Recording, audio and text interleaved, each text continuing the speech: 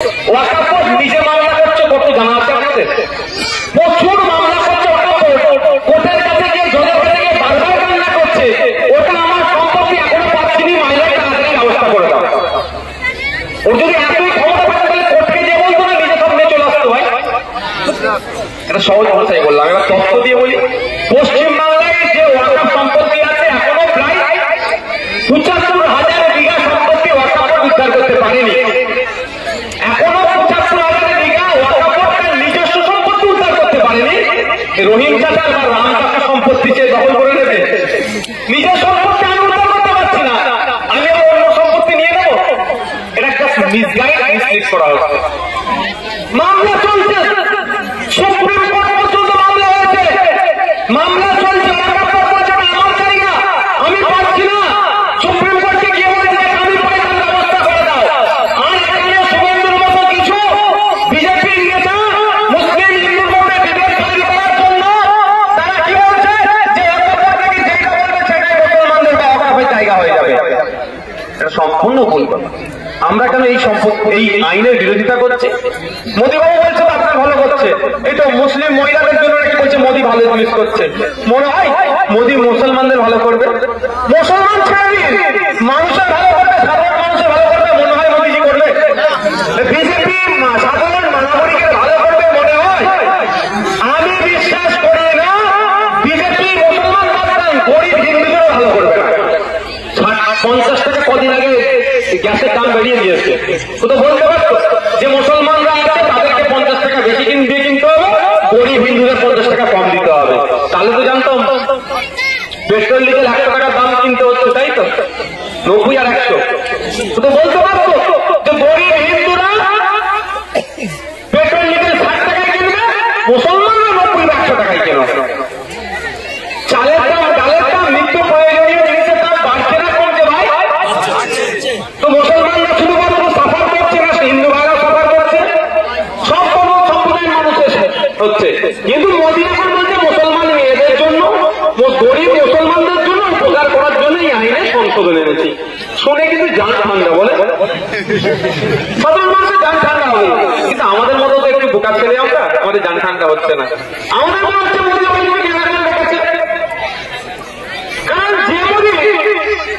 নিরাপত্তা নিয়ে তারা সমঝোতা করে তার বন্ধুদের জন্য, যে মোদী যে বিজেপি আদিবাসীদের জঙ্গলের অধিকার কেড়ে নিয়েছে, কমিয়ে নিয়েছে তার বন্ধুদের জন্য, সে মোদী আবার যাদেরকে সব থেকে বড় শত্রু বলে, যাদেরকে আমরা দেশ থেকে তাড়িয়ে দেবো, তাদের ভালো চাইবে?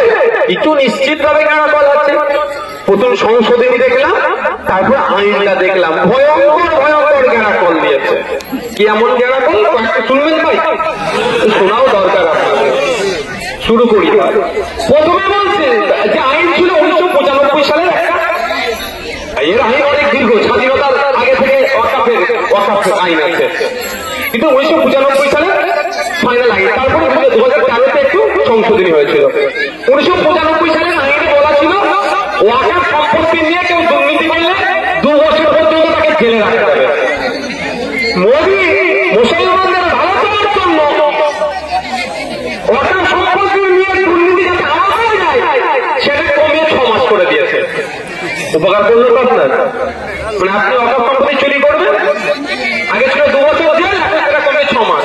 মানে ওয়াকাফ সম্পত্তিটা লুটে না ভাই। আগে ছিল ওয়াকাফ সম্পত্তি থেকে যে রেভিনিউ আসতো বছরে 7% ওয়াকাফ বোর্ডে জমা দিতে হতো।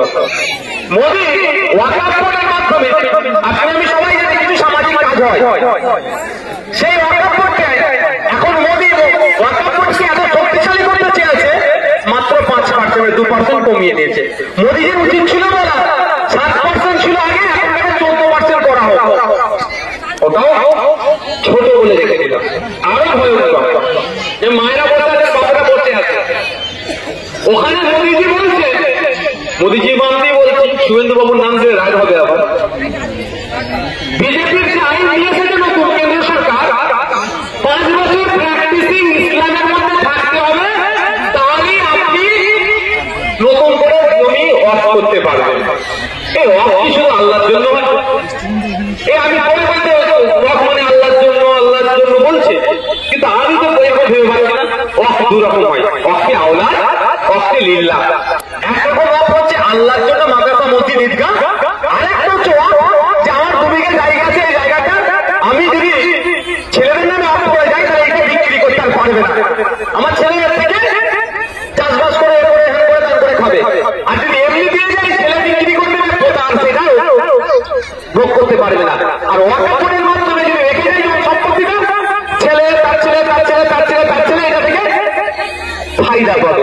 দুরকম ভাবে ওয়াকফ হয়। তো মোদীজি নতুন যে আইন নিয়ে এসেছে, সে আইনে বলছে 5 বছর প্র্যাকটিসিং ইসলাম মধ্যে থাকতে, মানে আপনি অনুশীলনে মুসলমান 5 বছর হতে হবে, তাহলে আপনি নতুন করে সম্পত্তি ওয়াকফ করতে পারবেন। এবার ধরুন আপনি 5 বছরই একটা ওয়াক্ত নামাজ কাজা করেননি, একটাও রোজা ছাড়েননি, কোন আনার কথা বলেননি, আপনার চক্ষুকে আপনি হিফাজত করেছেন, লজ্জাস্থানকে হিফাজত করেছেন, হারাম খাননি, হালাল খেয়েছেন, কমপ্লিট মুসলমান যেমন ডেফিনেশন হয় 5 বছরে আছে।